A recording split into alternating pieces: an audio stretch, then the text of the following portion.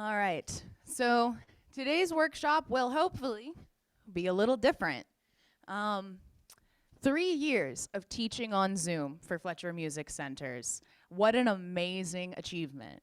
I'm sure in the time of 3 years, a lot of this stuff has been talked about, but I figured that I would put it all into kind of one little talk.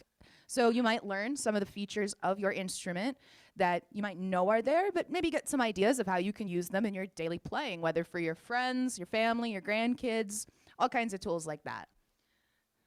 So I've got Andrew here today as my teaching assistant. All right. So today we're going to be talking a little more about the hardware of your instrument. Some of the things that you can use, like everybody knows your instrument has a headphone jack. You may have wondered what you need to plug your regular Apple headphones into your instrument. Well, right here, I have one. I don't know, Andrew, does that show up? Here. Can I see that? It's got the big end that fits into the instrument and the little end that your headphones plug into. It's simple as that. You can get them at Walmart, Best Buy for like $3. And then any headphones you have are compatible with your instrument. Now, something that people who use their headphones a lot may or may not know is there's a little knob. And I'm going to zoom the camera in very carefully. Very carefully. Right down there. That is your headphone volume. But have you ever noticed it also says headphone and monitor? What that does is it turns up your monitor speakers. So if your headphones are not plugged in and that's all the way down, you're not going to be getting the sound from up by your ears. Your ears aren't in your knees. You want to make sure you have sound coming from every possible speaker, not just down below. If your headphones are not in, you want to max that volume out. After the workshop is over on the next break, you guys should go to your instrument, sit down, give it a shot, see if you hear the difference. I promise you will. Turn it all the way down, and then put on a background, slowly turn it all the way to maximum, and you're going to hear the difference. They put the lower frequencies down by the floor and the higher frequencies up higher by your ears. That's how typical EQ in music works.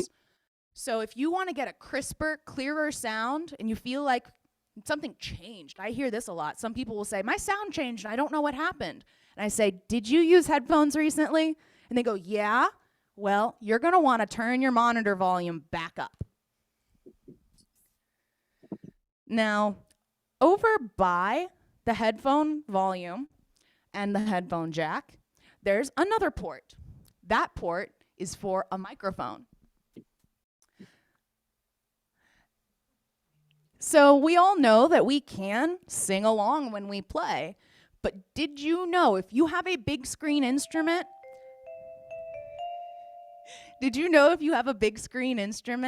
that you can actually add effects to your voice? This is a ton of fun. Try it with the grandkids. I'm going to switch over to the microphone plugged into the instrument. You should be able to hear me now out of the instrument. On page 10 of our features menu, try to get a little closer to the screen here. There we go. On page 10, there's an option for microphone. So Andrew's going to go into there, and I'm going to keep talking, and you're going to hear me sound a little goofy. So right now, this is the echo feature. Andrew is going to be maxing that out. Recently, it was Tom, who's here today, asked if I add echo. I've heard that makes it so that my playing will sound, better, cleaner. And what he was thinking of was reverb. Echo will take what you say or what you play and make it echo off into the distance. It'll repeat itself. So if you hit a wrong note, That wrong note will repeat. So be careful when using echo. You don't want to end up sounding like you have a million mistakes following off behind you. Right now, Andrew just flipped over to the EQ. Yeah, turn that echo down real quick, Andrew, thanks. Will give us a what's called a dry signal. The EQ just gives you the option to raise your high frequencies or raise your low frequencies. If you're singing along and recording yourself, which we're going to touch on in a minute here, this can really help. If you have a low voice, you might want to up your highs. If you have a high voice, you may want to up your lows. That way, it equals out. That's what EQ is for, equalizer. All right, next effect, Andrew. The detune, I don't know if you can hear it, but what it did was it duplicated my voice. Now there's two of me, and one of them is slightly detuned from the other. One's in the left, one's in the right, and they are not the same pitch. It took the pitch of my voice, and it changed it for me. We're going to get into even more fun effects that go on. There's the vibrato feature. So this was the one that really, really excited me when I learned about it.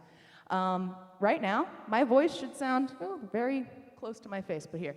Right now, my voice should sound normal, but check this out. I'm going to sing one constant note, not moving my voice at all. Check this out.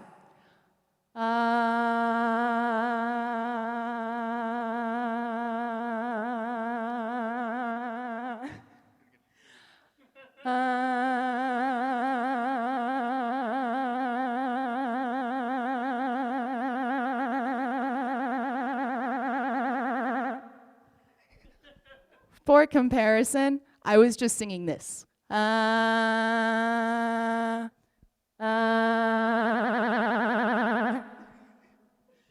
I thought you'd have some fun listening to that because look, I'm back to talking. It doesn't affect speaking voice or shorter notes. But if you hold out a note, it latches onto that note and starts wibbly wobbling it for you. Try this one out just for fun. It's a lot of fun. It feels really, really funny. It makes you feel like someone's taking your throat and wiggling it back and forth. Next effect that we've got is the child. Now, the people in the room with me can still hear my voice, but you can't. So this just takes anyone's voice and raises the pitch. Oh yeah. Okay. So right now, this is the bear. The bear will drastically lower, so you can make this a big monster sound, or maybe you wanna tell the kids a bedtime story and put on the vocal effects so you can have different characters come out. Alright, next. the robot voice takes what I'm saying and makes it monotone. So even if I'm going up and down, you really can't hear that on that end. Good for funny songs.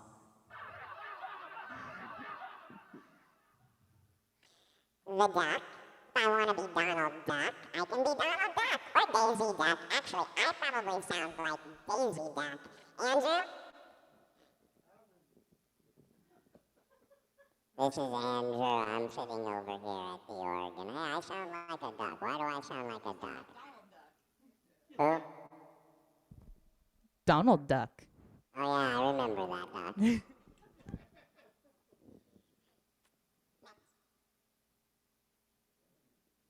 The alien. Back to Looney Tunes. Let's be all the Looney Tunes. We can be Marvin Martian, too. Actually, he had a slightly different voice. But, kind of like the robot, if you want to put on an old-timey radio show at your house for your friends, this can be super fun to have those different voices. What'd you do, Andrew? There we go. And the next one is the 20s radio announcer. It kind of does some of that high pitch shifting, but it also puts kind of an old-timey gramophone sound onto it. Man, to woman, for me, it makes me sound like the child. But for Andrew, It's Andrea now. all right, and then the next one. The woman to man. This one works pretty well on my voice, but like how man to woman sounded like the child on me, this should make Andrew sound like. Hello. How are you all doing today? And I think that's all of our vocal effects that we can play around With today. The stereo double, that just doubles me again, but doesn't pitch shift like D-Tune did. There is harmony that can be added on here, though, so even if you sing a wrong note, your harmony will not sing a wrong note. If you have an aria, there's multiple different pitch shifters available. If you're lucky enough to have an aria, it has an automatic harmonizer inside it where you can sing along with the microphone, and it'll give you 1, 2, 3, 4 extra of you singing in harmony. And you might not be a very good singer, but those extra harmony U's will all be in perfect pitch. All right, so that's enough fun and games with that feature for now. So I'm gonna switch back to my one that's not gonna be all echoey, and I'm gonna turn my microphone down so you guys don't hear any feedback. Miranda, I have a question for you. Please. What kind of plug is on the end of that microphone you plug in the organ? That is a great question. So microphones, what they use is called an That kind, but yes. the plug for the input is the same as your headphones. It is called a 1/4-inch jack. And if you go to online or just about any local music shop that sells cables, you're going to be able to find a cord called XLR 2/4-inch. And that's what we're using for this today. Now, you also could have, if you have a wireless mic like this one, that has a receiver that's way over there, and then I could have just plugged that in with its 1/4-inch, but I do a lot of stuff with microphones, so I have all this supplies. So email us if you have any questions about this, or ask your PA. I'm happy to answer questions about this. What's your email? Oh, yeah. The Osprey email is 5049@fletchermusic.com. And that'll go straight to me and Andrew. Does anyone else have any other questions before I move on? I do. No? Okay, chime in. I do. On the, I turned it on and went to page 10, and then I'm noting, like on time, I have a 45, and I'm thinking, oh my gosh, is that the default? Because I don't want to goof up my organ. Oh, no. Once you, this is only going to affect the microphone settings with Okay, that. okay. That's not your Oh. tempo or anything like that. Don't worry. Once Oh, you're not okay. using a microphone, it won't affect a thing. Okay, thank you. You're welcome. All right, so we're going to move on to our next topic here. Right. There was one more thing I wanted to talk about, the microphone. You don't have to play with all the silly effects. We have a student that has been coming for quite a while to Osprey, and what he has is a microphone that attaches to his harmonica. So as he's playing a song, instead of taking a solo on the instrument, he'll pick up his harmonica with a microphone, play the chords with his left hand, and follow himself with his harmonica. So that's another reason that you might want to investigate trying out the microphone. If you even just dabble in the harmonica, what better way to practice harmonica than not in front of anybody else but just you and your instrument? Miranda, All is there any special microphone that you should use with an organ? Nope. Any microphone that would be used in any normal setup would work for this. Some microphones are more sensitive than others, but you have a volume knob on the instrument. So if you feel like your mic's too loud, you just turn it right down on the instrument. It's just like your headphone volume, but unlike the headphone volume, you don't have to worry about turning it all the way back up after you're done using your headphones. It's only microphone volume. Okay, thank you. Yeah, Andrew chimed in. If the top looks like this, you've probably got the right microphone. The other one too. All right. Something else that some people know about, but not everybody does, is the Lowrey Black 50 Songbook.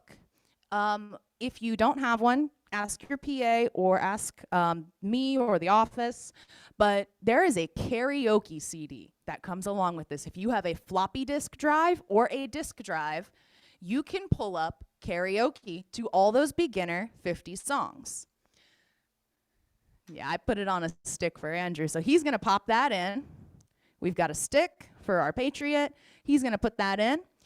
Have you ever noticed how up in your music recorder section, there's a button for lyrics? Zoom into that. Right over there. So he's gonna press that. Ooh. And I'm gonna make the camera not fall over. So first we're gonna queue up what song we want to sing along to. Using the fast forward button in our music recorder section, we can cycle through all the 50 songs and pick what our favorite one is. You may have to wait for just a moment for your stick to buffer and load up, but here they are, look. We pick our favorite. Yes, our favorite is Marianne. Always, every day, all day, Marianne. So now check it out. We have the instrument playing the song for us. And we get the lyrics to Marianne. So I find there's two awesome uses for this. If you're trying to start memorizing music, what better way to follow along than have the rhythm being let out in front of you, follow that, and rely on your memory to remember what notes it's supposed to be. Or, again, some of the stuff we're talking about today is simply just fun stuff. So why not pull this up at a party? Get the grandkids to sing along with you.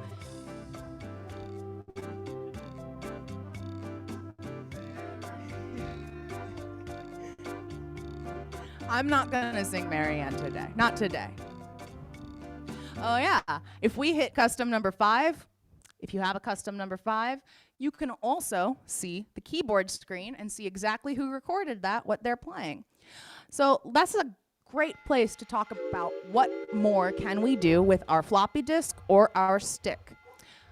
Have you guys ever had your teacher record the song of the week on your stick, then brought it home, pulled up your keyboard screen, and watched along at what they were doing? This is one of our favorite ways, and I know we need to get into a better habit of pushing all you guys to do it too, so you can see exactly what our fingers are doing. But right now, I'm not exactly sure who's playing this. This would be Bill Curry, Andrew says, but I can watch exactly what Bill Curry did. And hey, you see this every time you come to class. A TV screen with bigger enlarged information from our screen. You can do that at home too. There is a simple plug in the back of the instrument, and all you need is one of these cables. These old-fashioned white, red, yellow cables. These are called RCA cables. You only need one side. I know we usually work through our red, then our yellow, then our white, and then we have to buy a new cable because we're moving instruments around and they're cheap and they break. But did you know why these are called RCA cables? I thought it stood for, red, color, something. It actually is, it's that RCA. These cables are named after the Radio Corporation of America. So, easy way for you to remember what cable you need. Radio Corporation of America cables, that's what you need. She'll be playing her new Lowrey when she comes. All right. So that's some of the fun stuff you can do with your stick or your disc that you may not be using. Now, a lot of the instruments also have a CD drive. What is it? The Palladium and up, I believe, has the CD drive. The CD drive is on the opposite side of the stick or the disc drive, and it's got its own little CD section over here. So there's two things you can do with that. Well, more than two, really. But one of them is something I like to do, these instruments make one of the best stereo systems I've ever heard. It's in the symphony. Hey, Irina, will you go get the CD out of the symphony? So we can actually, have you ever dreamed of being part of the Count Basie band or the Glenn Miller Orchestra or playing on stage with Elvis? You can do that too, and we'll get to that in just a moment. You can also record yourself.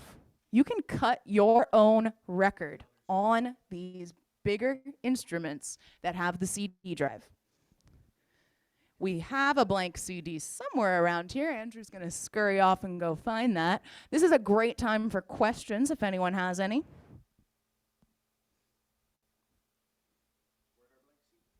I don't know where our blank CD went. All right, Andrew, can you run distraction?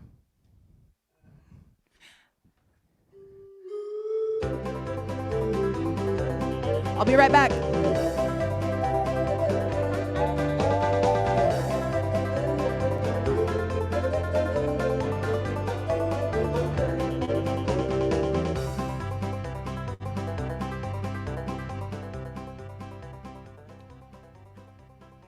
All right, I'm back. So, what we need to do is we need to get a blank CD.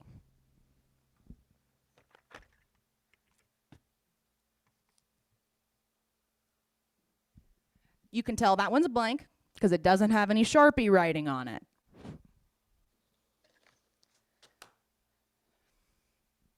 We're going to put that CD in. We're going to hit the display button. What the display button does is it pops up all the information about what's on our CD, what track we're on, how much time is remaining on the disc, and how long our track time is. In the display screen, there's also an open close. That's your eject for the CD disk drive. Ooh. And there's also a button called Finalize. Do not press that button until you are ready to finalize, because once you hit it, you can't record anything else onto that CD, even if you've only recorded one song.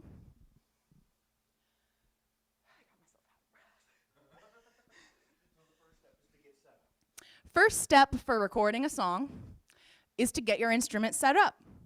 Pan over to Andrew, you can watch him. So he's gonna pick, he's picking swing band. He's gonna do a little sound check, make sure he likes everything, make sure it's at the right tempo, and he's got the right preset with the right hand sound on. Are you happy, Andrew? No, he's not.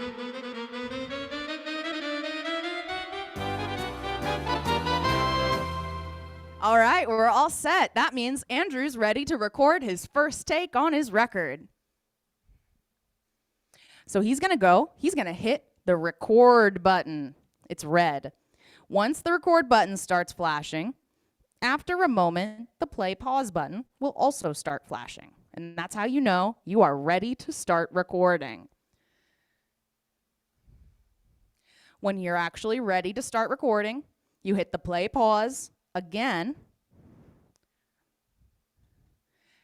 and then it starts running your track time.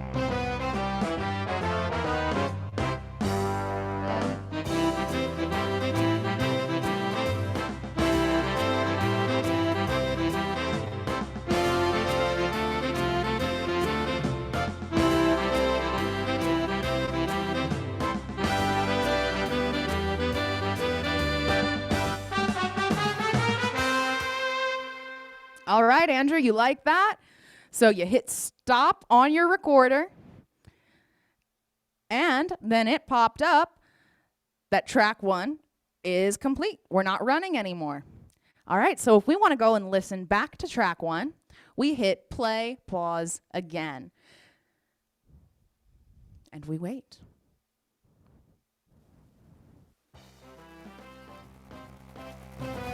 Oh, I think we got a bad CD, Andrew.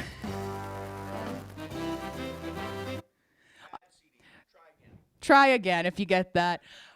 We did this last night and it worked great. No crackles, but if you're like us and you've got one of these big containers of CDs just sitting around waiting to be used, it's bound to happen. It's like, what, $5 for 100 CDs?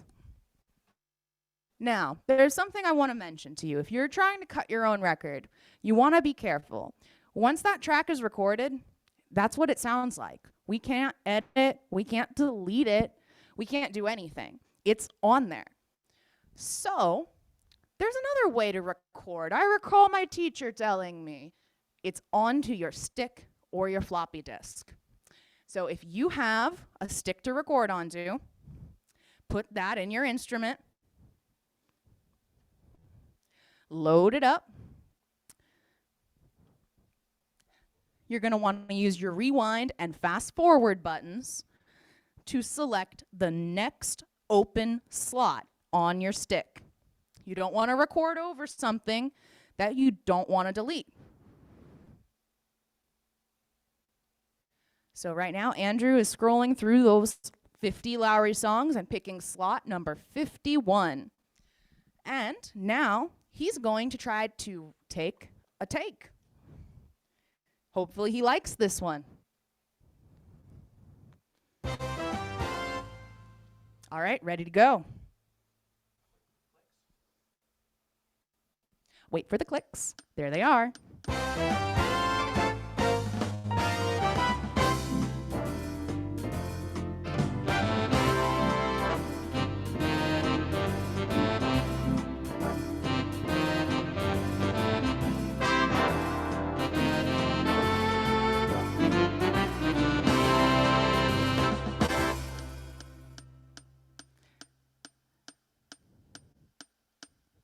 Remember, you got to use your music recorder section when you're on the stick, not your CD recorder section. They're two different parts. All right, so then we can listen back to that take. If we like it, all we have to do is go back into our CD recorder down there, start our recording, just like we did as if we were going to play it live onto the CD, but instead, hit play over in this section for our disc or stick. So now we've got this one up here for the stick running, and this one down here for the CD recording. And Andrew doesn't have to do a thing except listen and enjoy. All right. And that is how you record multiple takes to pick your favorite to put it on a CD. I find these make absolutely wonderful Christmas gifts. Play a bunch of Christmas music, send it to your grandkids. Birthday presents, play happy birthday, sing in the microphone, use a bunch of funny voices. How many grandkids do I have? None yet. Does anyone have any questions about this? I know it can sound a little complicated, but I promise you it's really, really easy. Never been easier to cut a record. No questions is a good thing on this topic. That means I talked about it well. Or confused you terribly. Miranda? It's one way or the Miranda? other. Yeah. One thing that I notice when I do a recording on my Grand Marquis is that you have to keep the volume pedal all the way open, and if it's too loud, you got to go ahead and bring your master volume down. Thank you so much for bringing that up. I mean, I'm not trying to be critical, but I figured that's something that's important. Otherwise, because if you back it off your volume pedal, then the CD or the recorder only hears what the organ is hearing. Absolutely, yeah. So you need to make sure that you're using a maxed out volume pedal, using your master volume to control room volume. And then there's also another CD volume control down here. So that's another way you can affect the room volume while you're recording. But you want to be recording onto that CD with as high a volume as you can stand, because that is going to give you the most clarity and make sure that whoever's listening to it isn't going to have to crank their stereo all the way up, forget about it, and then the next time they put in a CD, they get blown out of their chair. So thank you. All right. So our workshop is coming to a close here.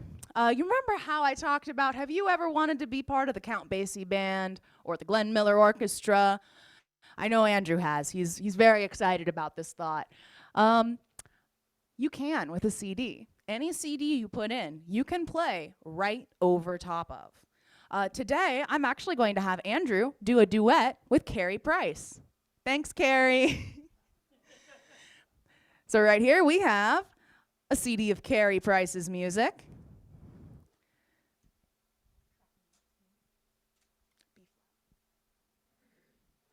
So Andrew's loading in the CD. Point the camera at him for this one. I'm gonna pick what song he wants to duet with Carrie on.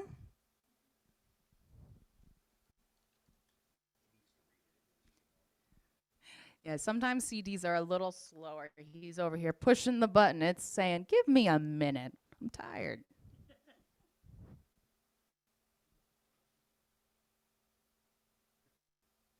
All right, we're ready to go. So he's picked his song. Enjoy Andrew and Carrie in concert.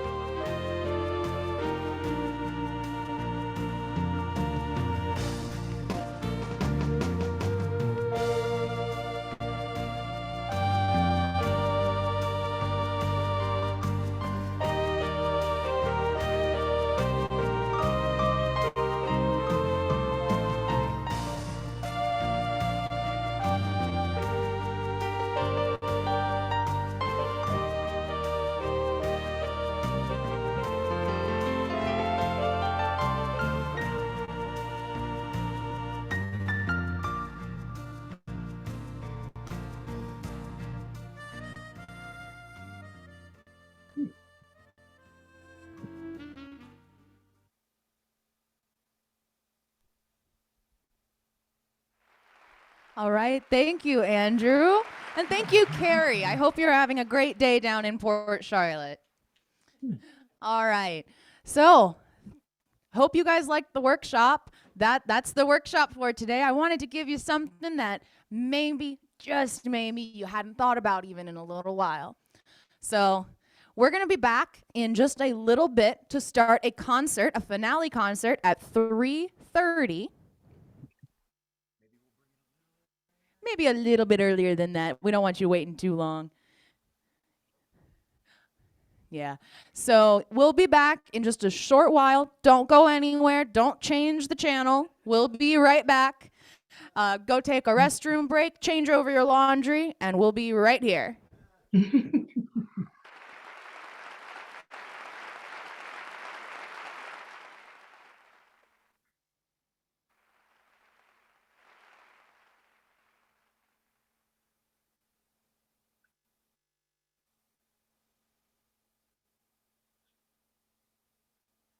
Hey, Miranda, are you muting? Are you pausing the recording?